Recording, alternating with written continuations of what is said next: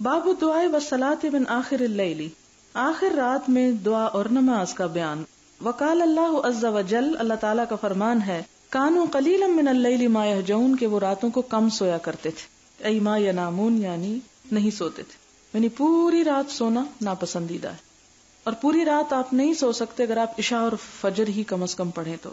حدثنا عبداللہ بن مسلمۃ عن مالک عن ابن شہاب عن ابی سلمۃ و ابی عبداللہ الأغری عن ابی ہریرہ رضی اللہ عنہ ان رسول اللہ صلی اللہ علیہ وسلم قال ينزل ربنا تبارک و تعالی كل لیلۃ الى السماء الدنیا،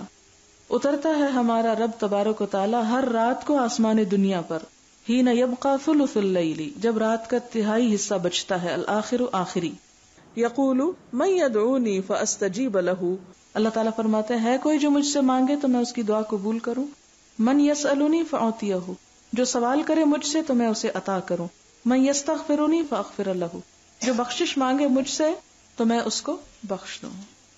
اس سے کیا پتہ چلتا ہے، بعض اوقات آپ لوگ سوال کرتے ہیں اور سوال یہ ہوتا ہے کہ جناب تہجد کس وقت پڑھنا چاہیے، اکثر کہتے ہیں جی کس وقت سے پڑھ سکتے ہیں، کیا ہم سونے سے پہلے ہی پڑھ لیں، بعض یہ بھی پوچھتے ہیں، بعض کہتے ہیں اچھا آدھی رات کو پڑھ لیں، پھر کہتے ہیں اچھا کون سا حصہ جو ہے وہ تہجد کے لیے مخصوص ہے۔